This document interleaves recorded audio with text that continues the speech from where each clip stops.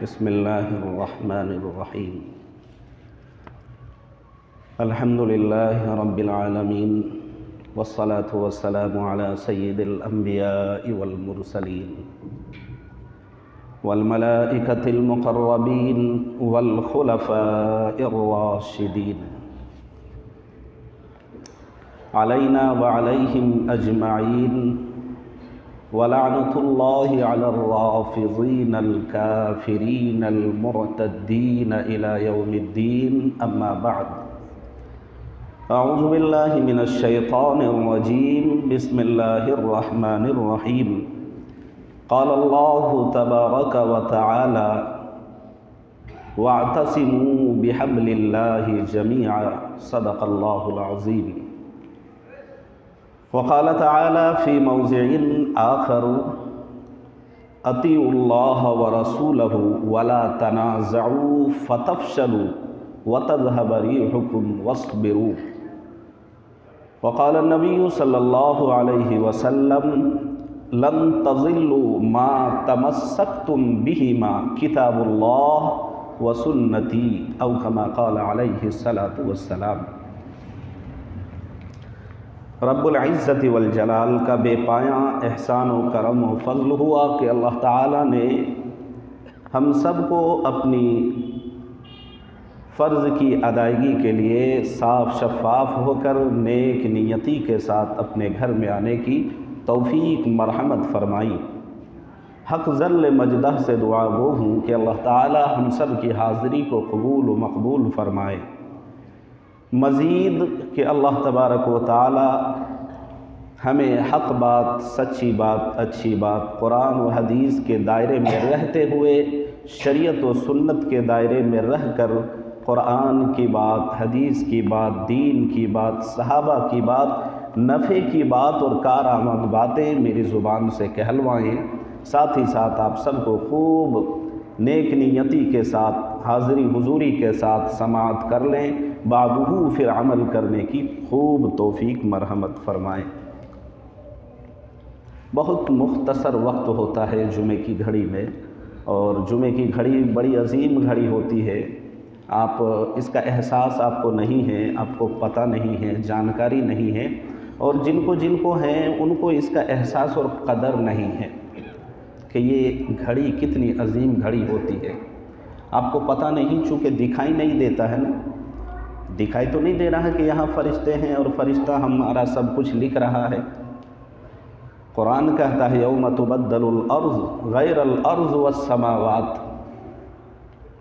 قرآن پاک میں اللہ تبارک و تعالیٰ فرماتا ہے کہ انسان کے تمام اعمال کو لکھنے کے لیے فرشتے مامور ہیں۔ خطیب خطبہ دینے کے لیے جب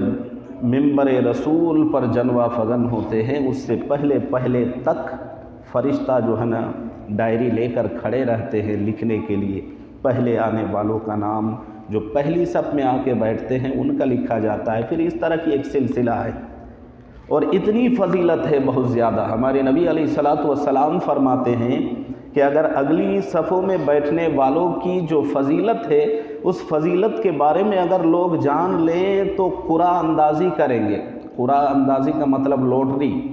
لوٹری آپس میں نکالیں گے، اور جس کا نام نکلے گا کہیں گے بھائی انہی کو بیٹھنے کا حق حاصل ہوگا، بعد والے کو جن کا نام نہیں نکلے گا ان کو خبردار بیٹھنے نہیں دیا جائے گا۔ یہ اتنی عظیم اس کی فضیلت اور برکت ہے۔ ہمارے نبی علیہ الصلاۃ والسلام فرماتے ہیں اگر اس کی اہمیت اور فضیلت اور افادیت کا پتہ چل جائے کہ لوگ تلواریں نکال لیں گے ایک دوسرے کو مار کاٹنے کے لیے کہ بھائی یہاں ہم پہلے بیٹھیں گے، تم جیسوں کو بیٹھنے کی اجازت نہیں ہوگی، یہ ہماری جگہ ہے، ہم پہلے بیٹھیں گے۔ اتنی فضیلت ہے تو آپ کو احساس نہیں ہے۔ خدا کرے کہ آپ کے دل میں اس کا احساس جگا دے۔ خطبے میں نے قرآن مقدس کی آیت کا حصہ پیش کی ہے، اور ساتھ ہی ساتھ جناب نبی کریم صلی اللہ علیہ وسلم کی ایک حدیث مبارکہ پیش کی ہے۔ قرآن کریم کی جو آیت میں نے پڑھی ہے، اس آیت کریمہ میں اللہ کریم اپنے بندے کو حکم دے رہے ہیں کیا حکم دے رہے ہیں؟ اللہ تعالیٰ حکم دے رہے ہیں کہ تم سب اللہ کی رسی کو مضبوطی سے پکڑ لو، تم سب اللہ کی رسی کو مضبوطی سے پکڑ لو۔ اور یہ جو اللہ کی رسی ہے یہ اتنی مضبوط ہے کہ غفلت کی وجہ سے، نیگلیکٹ اور نیگلیجنس کی وجہ سے ایک دفعہ چھوٹ تو سکتی ہے، لیکن اگر کوئی مضبوطی سے ایک دفعہ اللہ کی رسی کو مضبوطی سے تھام لے، پکڑ لے، تو چھوٹنا تو ہے، چھوٹ تو سکتی ہے۔ مضبوطی سے پکڑنے والے کے ہاتھ اگر غفلت کی اور نیگلیکٹ کی وجہ سے پکڑے تو غفلت کی وجہ سے چھوٹ تو سکتی ہے، لیکن مضبوطی سے پکڑ لے تو ٹوٹ نہیں سکتی، اتنی مضبوط ہے۔ مفسرین کرام اس آیت کے ذیل میں لکھتے ہیں کہ اللہ کی رسی سے مراد قرآن کریم ہے، اللہ کی کتاب ہے، کہ جب تم مضبوطی سے قرآن کریم کو تھام لوگے، پکڑ لوگے، کہ جب تم قرآن کریم کو اپنا مقصد حیات بنا لوگے، جب تم قرآن کریم کو اپنا اوڑھنا بچھونا بنا لوگے، جب قرآن کریم کے ساتھ تمہارا تعلق مضبوط ہو جائے گا، جب قرآن کریم کے ساتھ تمہارا تعلق استوار ہو جائے گا، جب قرآن کریم کے مطابق اپنی زندگی کو ڈھال لوگے، جب قرآن کریم کے مطابق اپنی زندگی کو ڈھال کر زندگی گزارنے لگو گے، تو اللہ کریم فرماتے ہیں کہ تم کبھی بھی رسوا نہیں ہو سکتے، کبھی بھی گمراہ نہیں ہو سکتے۔ اسی بات کو جناب نبی کریم صلی اللہ علیہ وسلم نے حدیث مبارکہ میں بتلایا ہے، اسی کو بتلایا گیا، سمجھایا گیا۔ جناب نبی کریم صلی اللہ علیہ وسلم فرماتے ہیں لن تضلوا، لن جو ہے عربی گرامرز کے اعتبار سے یہ شبد کا پریوگ وہاں ہوتا ہے جہاں کسی چیز کی سختی اور مضبوطی کو بیان کرنا ہوتا ہے۔ جیسا کہ فقہ کی کتابوں میں جس طرح سنتیں جو ہوتی ہے، جو سنتیں جس کو سنن ہدا کہتے ہیں عربی میں، اور اسی کا دوسرا نام ہے سنت مؤکدہ، قدہ نہیں قدہ، مؤکد ترین سنت، ظہر سے پہلے ہے، ظہر کے بعد ہے، اسی طرح مغرب کے بعد ہے، اسی طرح جو ہے نا عشاء کے بعد بھی ہے، پھر فجر سے پہلے ہے۔ تو سنتیں مؤکد ترین سنتیں تو بہت ساری ہے، لیکن فقہائے کرام اپنی کتابوں میں لکھتے ہیں سنن من آکد السنن، سنتیں تو بہت ساری مؤکد ترین سنت ہے، لیکن فجر کی سنت کے بارے میں لکھتے ہیں سنن من آکد السنن، سنتوں میں سب سے زیادہ مؤکد ترین سنت جو ہے وہ فجر کی جماعت سے، فرض سے پہلے کی 2 سنتیں ہیں۔ تو گویا کہ اس کی تاکید کو بتلانے کے لیے، اہمیت کو بتلانے کے لیے سنن من آکد السنن بتلایا گیا۔ تو یہ لفظ جو لن کا لفظ استعمال ہوا ہے یہ تاکید بتلانے کے لیے کہ لن تضلوا ما تمسکتم بہما کتاب اللہ و سنتی، کہ تم ہرگز ہرگز ہرگز گمراہ اور رسوا نہیں ہو سکتے، یعنی کچھ بھی ہو جائے گمراہ نہیں ہو سکتے، تم کبھی بہک نہیں سکتے، تم کبھی مس گائیڈ نہیں ہو سکتے، تمہیں کوئی مس لیڈ نہیں کر سکتا، اور تمہیں کوئی ٹریک سے ہٹا بھی نہیں سکتا، تمہیں کوئی بہکا بھی نہیں سکتا، تمہیں کوئی ورگلا اور پھسلا نہیں سکتا، تمہیں کوئی بھی زمین میں دھسا نہیں سکتا، تمہیں کوئی تمہارا وجود مٹا نہیں سکتا، حتیٰ کہ اگر ایون کہ اس سے بھی آگے بڑھ کر کہیں تو تمہارا وجود کو کوئی مٹانے والا خود مٹ جائے گا، تمہارا بال تک باقا نہیں کر سکتا اس وقت تک جب تک کہ تم 2 چیزوں کو مضبوطی سے پکڑ لوگے، تھام لوگے۔ وہ 2 چیزیں کون سی ہے؟ سارے اپنے پلے باندھ لے، گرہ باندھ لے، اور مضبوطی سے آپ سنیں، دھیان سے سنیں اور ان دونوں چیزوں کے بارے میں خوب سیریسلی لیں آپ، اور ان دونوں چیزوں کا خیال بھی کریں اور ان کو مضبوطی سے تھامیں، عمل بھی کریں۔ کہا کہ تمہارا کوئی بال تک باقی نہیں کر سکتا اس وقت تک جب تک تم دو چیزوں کو مضبوطی سے پکڑ کے رکھو گے۔ وہ دو چیزیں کون کون سی ہے؟ ایک ہے کتاب اللہ، اللہ تعالیٰ کی کتاب قرآن کریم، و سنتی، اور نبی علیہ الصلوۃ والسلام نے سنتی کہہ کر اپنی جانب اس کی نسبت کرتے ہوئے فرمایا کہ ایک تو اللہ تعالیٰ کی کتاب اور دوسرے نبی صلی اللہ علیہ وسلم کی سنت ہے۔ آج مسلمان یہ کہتے ہوئے نظر بھی آتے ہیں کہ جی ہم کہاں جائیں، کس کے ساتھ چلیں، کس کی سنیں اور کس کو اپنا لیڈر بنائیں اور کس کو ہم فالو کریں اور کس کی جو ہے نا ہم سنیں اور کس کو اپنا رول ماڈل بنائیں۔ آج یہ کہتے ہوئے مسلمان نظر آتے ہیں، لیکن ان تمام باتوں کا حل اور جواب کہ جو یہ کہتے ہیں کہ ہم کس کی سنیں، کدھر جائیں، کس کے پیچھے چلیں، کس کو اپنا ماڈل بنائیں، کس کو رول ماڈل بنائیں، کس کو اپنا لیڈر بنائیں، کس کو اپنا قائد بنائیں، اور کون ہمیں راستہ اور دشا دکھائے، جس کے دکھائے ہوئے بتلائے ہوئے راستے پر چلے، ان تمام باتوں کا حل اور جواب ایک ہی ہے، اور وہ یہ ہے کہ ہم سب مل کر اللہ کی رسی کو یعنی قرآن کو اور اللہ کے نبی علیہ الصلوۃ والسلام کی سنت کو مضبوطی سے پکڑ لیں گے تو ان تمام باتوں سے ہمیں چھٹکارا مل سکتا ہے۔ آج ہم سب کہتے ہیں، کہا جا رہا ہے کہ قرآن کو مضبوطی سے تھام لو، تو ہم سب مانتے ہیں، ہم کہتے بھی ہیں، ہمارے دماغ میں یہ بات بھی آتی ہے کہ صاحب قرآن کو تو ہم سب مانتے ہیں، قرآن تو سبھی پڑھتے ہیں، اور قرآن کی تلاوت تو آئے دن ہر جگہ ہر سمے ہر سمت ہوتی رہتی ہے۔ مسجدوں میں بھی قرآن، مدرسوں میں بھی قرآن، نمازوں میں بھی قرآن، دکانوں میں بھی قرآن، گھروں میں بھی قرآن، حتیٰ کہ جب شادی ہوتی ہے تو نئی نویلی دلہن کو جب رخصت کرتے ہیں تو قرآن کو جزدان کے ساتھ، بڑی عزت کے ساتھ، احترام و ادب کے ساتھ رخصتی کے سمے قرآن کو اونچی جگہ رکھ کر اس کو بھی دیا جاتا ہے۔ تو صاحب قرآن تو ہر جگہ ہے،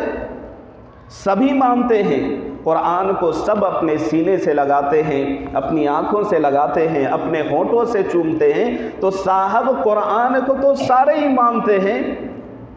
تو اس کا جواب یہ دیا جاتا ہے کہ بھائی قرآن کو تو سبھی مانتے ہیں مگر قرآن ہمارے اندر نہیں ہے، قرآن ہمارے اندر نہیں ہے۔ آج قرآن ہمارے شادیوں میں نظر نہیں آتا، قرآن ہماری خوشی اور غم میں نظر نہیں آتا، قرآن ہمارے معاشرے میں نظر نہیں آتا، قرآن ہمارے لباس میں نظر نہیں آتا، قرآن ہماری صورت اور سیرت میں نظر نہیں آتا، قرآن کریم ہمارے کردار میں نظر نہیں آتا، قرآن کریم ہماری گفتار میں نظر نہیں آتا، قرآن کریم ہماری عادات میں نظر نہیں آتا، قرآن کریم ہماری معاشرت میں نظر نہیں آتا، قرآن کریم ہماری معیشت میں نظر نہیں آتا، قرآن کریم ہمارے گلیوں میں نظر نہیں آتا، قرآن کریم ہمارے گھروں میں نظر نہیں آتا۔ تو بات یہ ہے کہ قرآن مقدس کو مضبوطی سے تھامنے کا حکم دیا جا رہا ہے، مگر یہ کہ قرآن ہماری زندگی میں نہیں، ہمارے گھروں میں نہیں، ہمارے کردار میں نہیں، ہمارے گفتار میں نہیں، ہمارے کلچر میں نہیں، ہماری تہذیب میں نہیں، تو دور دور تک نہیں ہے۔ آپ کہیں گے کہ کیا بات کرتے ہیں صاحب، قرآن تو ہر جگہ ہے۔ بتاؤ، آپ دل کی گہرائیوں سے آپ بتائیں کہ ہماری شادیوں میں لگتا ہے کہ ہماری گھر کی شادی ہے، اور حقیقت اور سچی بات یہ ہے، بڑی افسوسناک بات یہ ہے کہ ہمارا اسلام، ہمارا دین، ہماری مسلمانیت آج مسجد کی دہلیز سے شروع ہوتی ہے اور مسجد کی دہلیز پر ختم ہو جاتی ہے۔ بہت پوائنٹ کی بات ہے، میں تو کہوں گا کہ پوائنٹ ٹو بی نوٹیڈ، آپ اس کو نوٹ کریں کہ آج ہمارا دین، ہمارا اسلام، ہمارا مسلمانیت مسجد کی دہلیز پر شروع ہوتی ہے اور مسجد کی دہلیز پر ختم ہو جاتی ہے۔ من چلے لوگوں کو آپ نے یہ کہتے ہوئے تو سنا ہے کہ یہ زندگی تجھ سے شروع تجھ پہ ختم، لیکن اسلام کیا کہتا ہے کہ تمہاری زندگی، ایک مسلمان کی زندگی مسجد کی دہلیز پہ شروع ہوتی ہے اور مسجد کی دہلیز پر ختم ہو جاتی ہے۔ کیا مطلب؟ مسجد کی دہلیز پہ قدم رکھا، اب ہم سب مسلمان ہو گئے، اب ہم وضو بھی کر رہے ہیں، نمازی بھی پڑھ رہے ہیں، اور جو ہے نا تلاوت بھی کر رہے ہیں، ذکر و اذکار بھی کر رہے ہیں، اللہ اللہ اللہ اللہ بھی کرتے ہیں، اللہ کے نام کا ضربے بھی لگاتے ہیں۔ اب ہماری نگاہ بھی محفوظ ہے، ہماری زبان بھی محفوظ ہے، ہمارا دل بھی محفوظ ہے، ہمارے پیر بھی محفوظ ہے، ہمارے نفس بھی محفوظ ہے، اور ہم اپنے ہاتھ سے رشوت نہیں لے رہے ہیں، اور سود کا بازار جو گرم ہے وہ بند ہے۔ اسی طریقے سے ہم جو موبائل دیکھتے ہیں، ہم جو غلط کام کرتے ہیں، مسجد آ جانے کے بعد یہ تمام چیزیں بند ہو جاتی ہے، ختم ہو جاتی ہے، جبکہ یہ تمام گناہ جو مسجد کے اندر بھی گناہ ہے، مسجد کے باہر بھی گناہ ہے،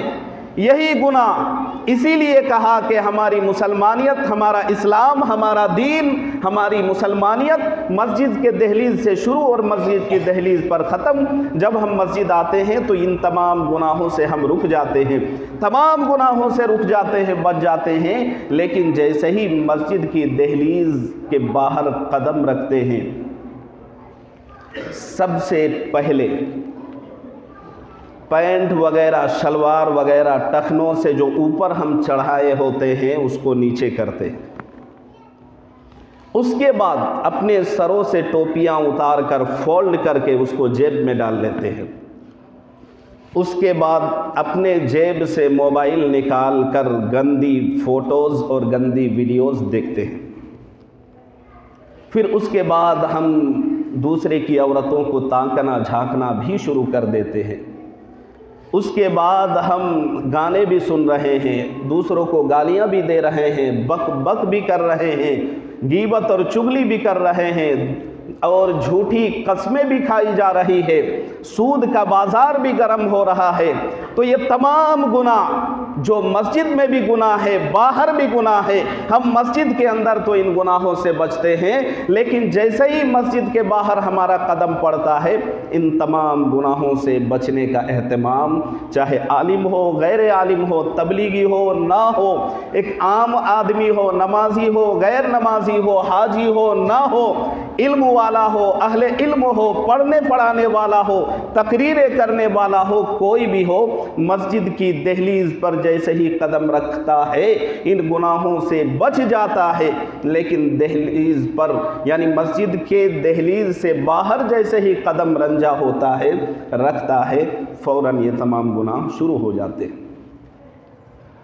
پتہ چلا کہ مسجد کی دہلیز پر ہماری مسلمانیت شروع اور پھر مسجد کی دہلیز پر یہ تمام چیزیں ختم۔ ایسا ہو رہا کہ نہیں بھائی؟ ارے ایسا ہی نہیں ہوتا ہے۔ اب سنیں ایک اللہ والا کا ایک واقعہ، ایک اللہ والا کا واقعہ کتاب میں لکھا ہوا ہے کہ ایک بہت بڑا اللہ والا، اللہ کا ایک ولی صفت، ایک اللہ کا بزرگ، ایک بہت نیک دل مسلمان، بہت پیارا مسلمان، بہت سچا اور اچھا مسلمان، من حیث الکامل ایمان والا کامل مسلمان، ایک بڑا اللہ کا ولی۔ اس کے دور میں ایک بادشاہ تھا اور بادشاہ نے خلاف فطرت اور خلاف شریعت کوئی کام کر لیا، یعنی کوئی گناہ کا کام کر لیا۔ गुनाह सुनिए आप, अब तक बहुत बार गुनाह गुनाह गुनाह सुन चुके हैं, लेकिन गुनाह की तारीफ मैं शॉर्टकट में बता दूं। गुनाह कहते ही हैं हर ऐसे अमल को, काम को, कार्य को जिस काम को करने के शरीयत ने हुक्म दिया नहीं है, रुकने को कहा है, मना किया है, और जिसके कर लेने के बाद अल्लाह और रसूलुल्लाह की नाराज़गी और गज़ब, अल्लाह ताला उन कामों से गज़बनाक होते हैं, नाराज़ होते हैं, हर ऐसे काम को गुनाह कहा जाता है। तो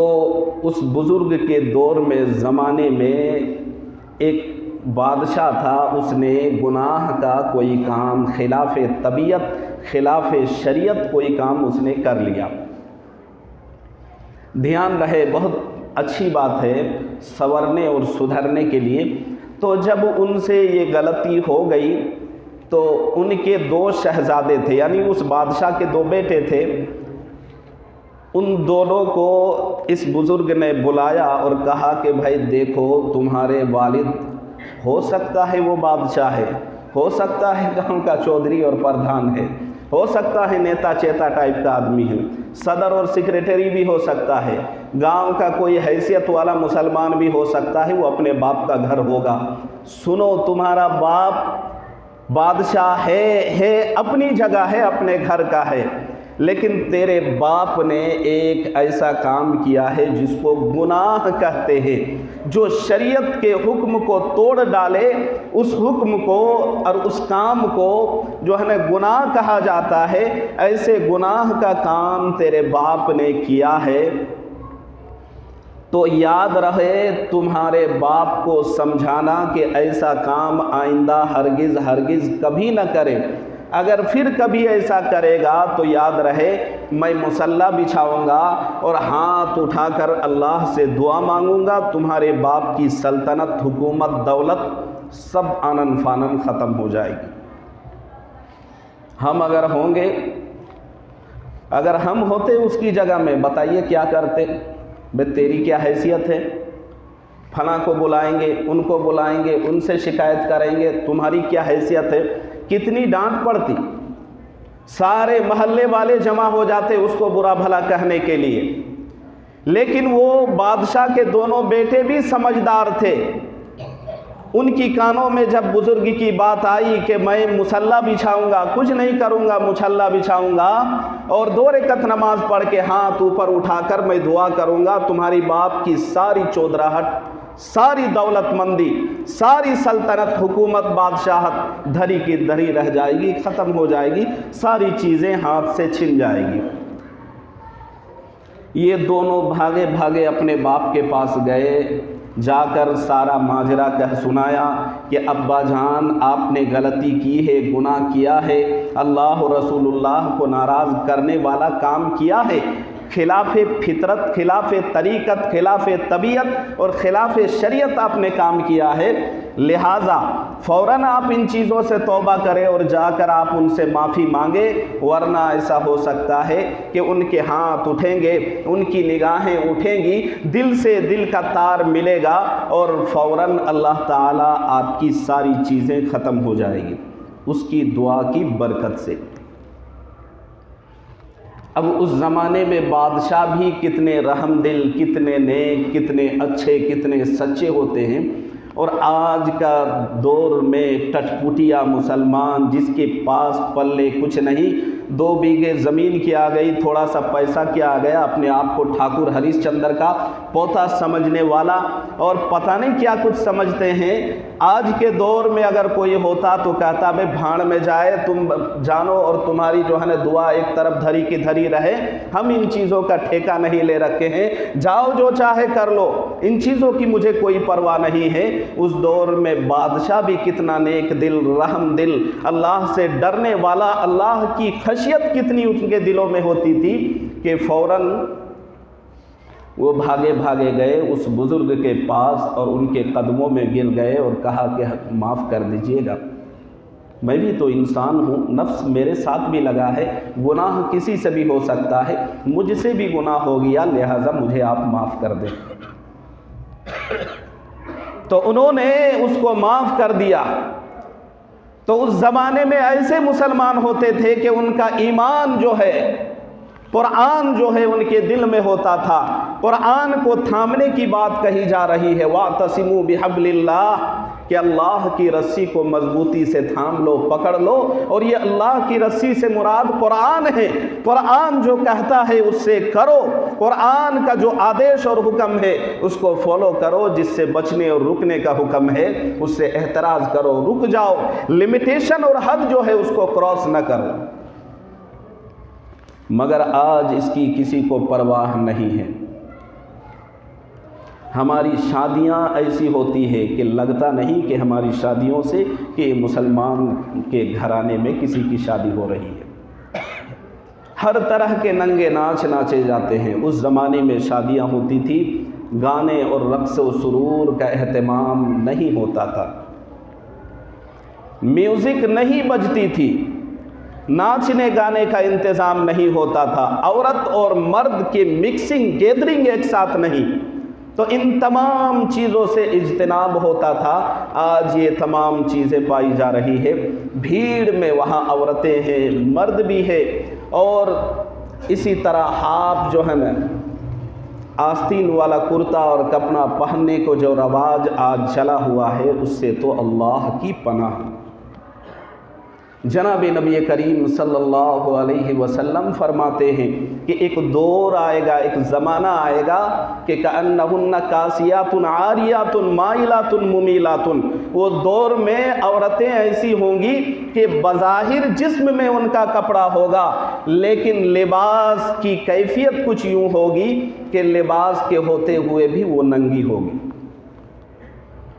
آج ہم جیسے مسلمان جن کی مسلمانیت مسجد کی دہلیز میں شروع اور وہیں ختم،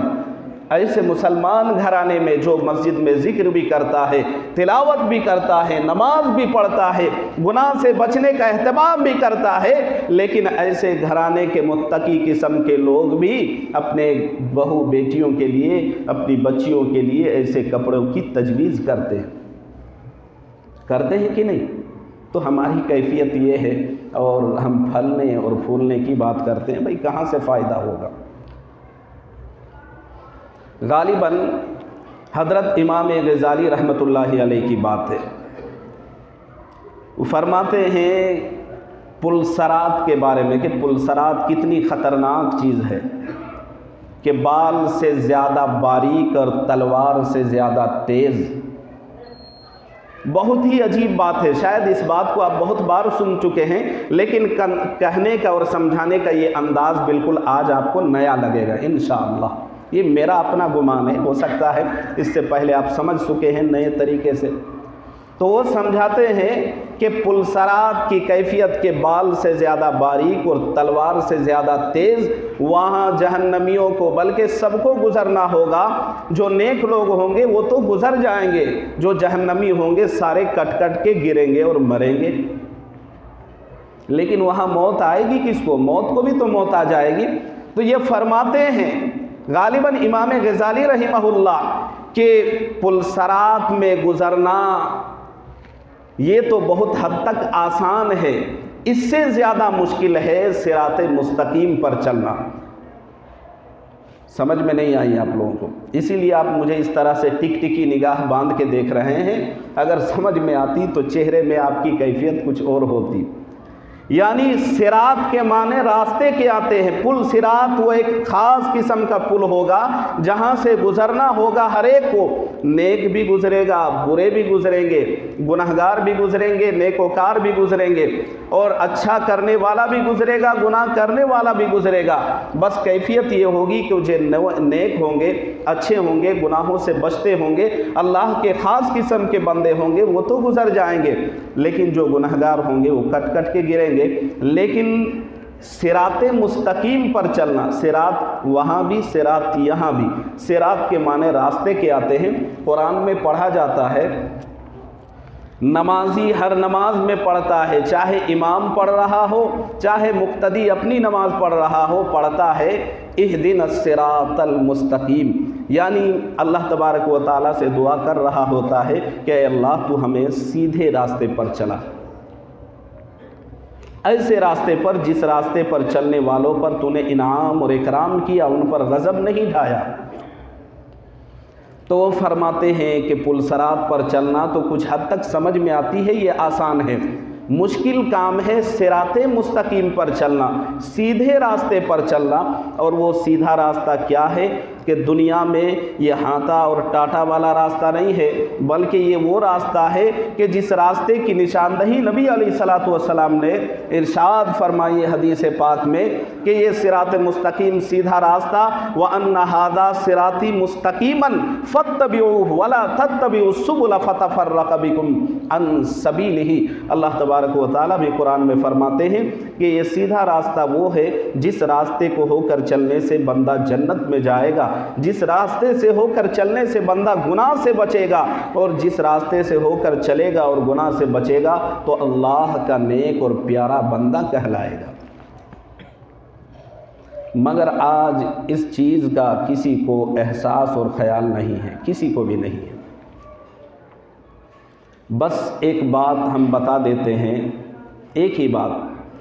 کہ میں نے کتاب میں یہ واقعہ میں نے سن بھی رکھی ہے اور کتاب میں پڑھا بھی ہے، کب پڑھا ہے یہ یاد نہیں ہے، لیکن باتوں میں ابھی یاد آ گئی۔ وہ کیا ہے کہ ایک دفعہ کی بات ہے، کہیں گلف وغیرہ کہیں بیرون کہیں جماعت چلی گئی، مکمل جماعت بنی، جماعت چلی گئی۔ ایک دفعہ کی بات ہے کہ روزانہ جب جماعت لوگ سارے بیٹھتے تھے، اپنی کارگزاری کو لے کر مشورہ کرتے تھے، ہر نماز میں بات چیت ہوتی ہے،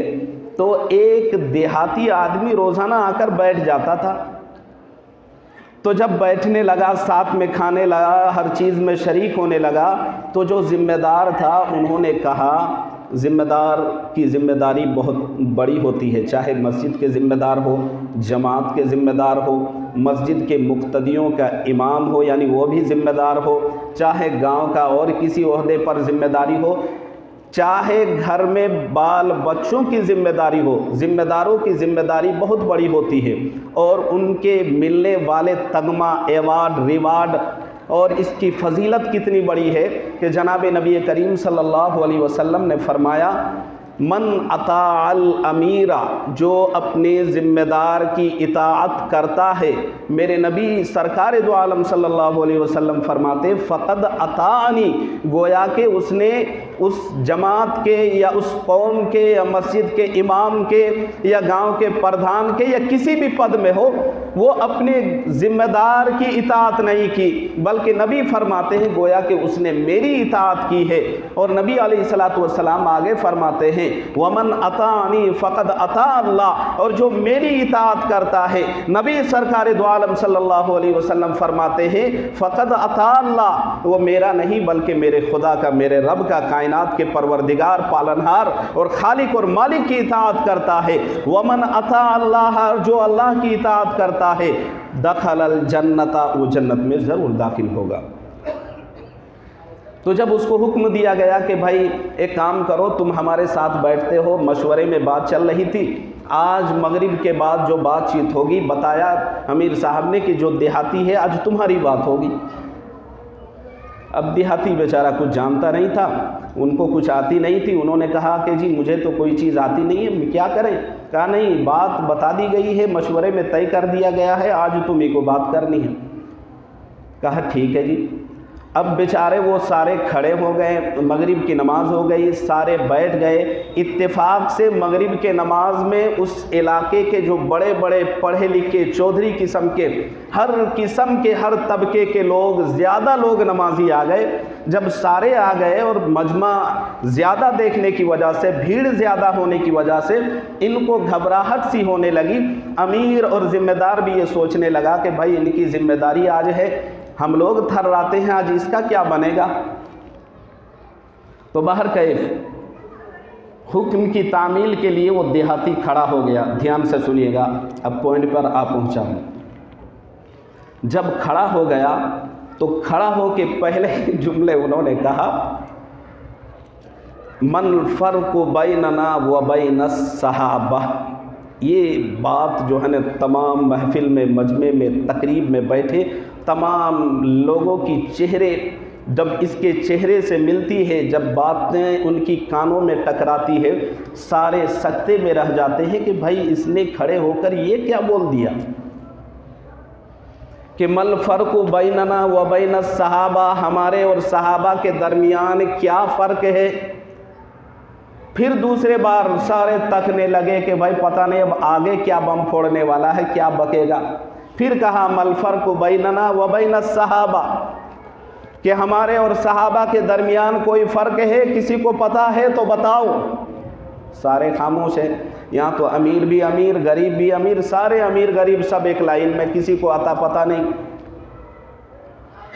اب جب سارے حیرانگی سے دیکھنے لگے تو انہوں نے کہا مل فرق بیننا و بین الصحابتی الا شبرا واحدا، کہ ہمارے اور صحابہ کے درمیان کوئی فرق نہیں ہے سوائے ایک شبر، کہتے بالشت کو۔ اس کو کیا بولتے ہیں ویسے ناپتے ہیں، اس کو کیا بولتے ہیں بھائی؟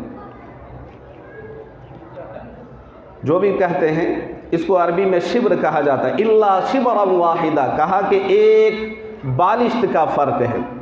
سارے دیکھنے لگے کہ بھئی یہ چکر کیا ہے، تو اس بندے نے کہا الا شبرا واحدہ، ایک بالشت کا فرق، اس کا صحیح مطلب یہ ہے کہ ہمارا ایمان، ہماری مسلمانیت صرف زبان کے اندر ہے، بولتے ہیں کرتے کچھ نہیں ہے، اور صحابہ کا ایمان، صحابہ کا اسلام، صحابہ کی مسلمانیت سب کے سب شبرن، ایک ہی بتہ تو ہے، زبان سے اگر ناپیں گے تو یہاں نہ آئے گا۔ تو صحابہ کا ساری چیزیں دلوں میں تھی، ایمان، اسلام، ایمان اور تمام چیزوں کو عمل کرتے تھے، ان چیزوں کی اہمیت اس کے دلوں میں تھی، اور ہماری صرف زبان زبان زبان اور زبان تک محدود ہے۔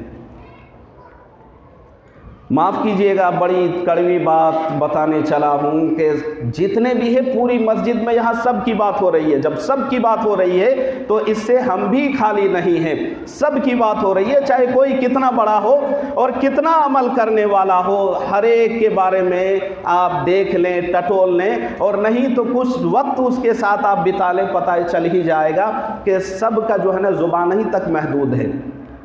کہنے میں، بولنے میں ٹھیک ہے، لیکن کرنے میں کسی کا کوئی دھار نہیں دھارتا ہے۔ تو یہی کہا ہے کہ ہم اپنے ایمان کو مضبوط بنائیں، اس کے لیے قرآن کو مضبوطی سے تھامنا ہے۔ قرآن جو کہتا ہے وہی کریں گے، جس سے کہتا ہے کہ رک جاؤ اس سے رک جائیں گے۔ قرآن کہتا ہے کہ ہماری شادی ایسی ہوگی تو ایسے ہی کرنا ہے۔ قرآن کہتا ہے کہ ہم منگنیوں میں زیادہ تر رقمیں جو ویسٹ اور فضول خرچی کرتے ہیں ان سے بچیں گے۔ قرآن کہتا ہے کہ دوسرے پر ظلم نہ کرو، ظلم کرنے سے اپنے ہاتھ کو روکیں گے۔ قرآن کہتا ہے اپنی نظروں سے دوسرے بہن بیٹیوں کو نہ دیکھو، اپنی نظروں کو یہ حفاظت کرو، اپنی نگاہوں کی حفاظت کریں گے۔ قرآن کہتا ہے اپنے پیروں سے چل کر غلط دشاؤں میں نہ جاؤ، اپنے پیروں کو روک لیں گے۔ یہی اللہ کی رسی کو مضبوطی سے تھام لینا ہے۔ تو ہم سب مل کر یہ عہد کریں، دل میں داعیے کے ساتھ پکا عہد کریں، سچا عہد کریں کہ انشاءاللہ ثم انشاءاللہ قرآن کے مطابق ہی ہم اپنی زندگی گزاریں گے، اور قرآن کو اپنا اوڑھنا بچھونا بنائیں گے۔ جب تک جئیں گے اللہ کے حکموں پر جئیں گے، اور جب مریں گے تو انشاءاللہ خاتمہ بالخیر کے ساتھ ہمارا جو ہے نا اس دنیا سے ہمارا وجود جا رہا ہوگا۔ تو اس کے لیے ضروری ہے کہ ہم مسجدوں کو آباد کریں گے، وہ جگہ جہاں گناہ کرتے ہیں ان جگہوں سے اپنے آپ کو دور کریں۔ ایسے افراد جن کے ساتھ بیٹھنے سے بدنامی آ سکتی ہے، ایسے لوگ جن کے ساتھ ٹچ کریں گے، مس کریں گے تو بدنامی آنے کا اندیشہ، خطرہ، خدشہ ہے، تو ان تمام لوگوں سے بچیں گے انشاءاللہ تو ہی فائدہ ہوگا، ورنہ یوں ہی خواہ ہم ذلیل اور رسوا ہوتے رہیں گے اور ہمارا کچھ ہونے والا نہیں ہے۔ پھر ہم کہیں گے کہ اتنی دعا ہو رہی ہے، ابھی مسلمانوں کی ایک پوری کی پوری بستی ہلدوانی میں وہاں خالی کر کے سننے میں آ رہا ہے کہ سارے لوگ کیمپ لگا کر جو ہے نا مجبور ہے اور وہ دعائیں مانگ رہے ہیں۔ ہم یہ سوچ رہے ہیں کہ بھئی ہماری دعا کیوں نہیں قبول ہو رہی ہے؟ کیا نعوذ باللہ اللہ کو نظر نہیں آتا؟ اللہ کو دکھتا نہیں ہے؟ اللہ کو سب کچھ دکھتا ہے لیکن ہم کو نہیں دکھتا ہے، ہمیں نظر نہیں آتا ہے۔ ہم دوسرے کا دامن دیکھتے ہیں کیونکہ وہ ہمارے آگے ہوتا ہے، اس کا دامن پیچھے ہوتا ہے، تو آگے والے کو اپنا دامن نظر نہیں آتا، لیکن جو اس کو پیچھے ہوتا ہے اس کو نظر آتا ہے۔ اس لیے ہر ایک کو چاہیے کہ اپنی زندگی میں بدلاؤ کرے۔ اللہ تبارک و تعالی ہم سب کو تمام باتوں پر خوب عمل کی توفیق دے۔ وآخر دعوانا الحمد للہ رب العالمین۔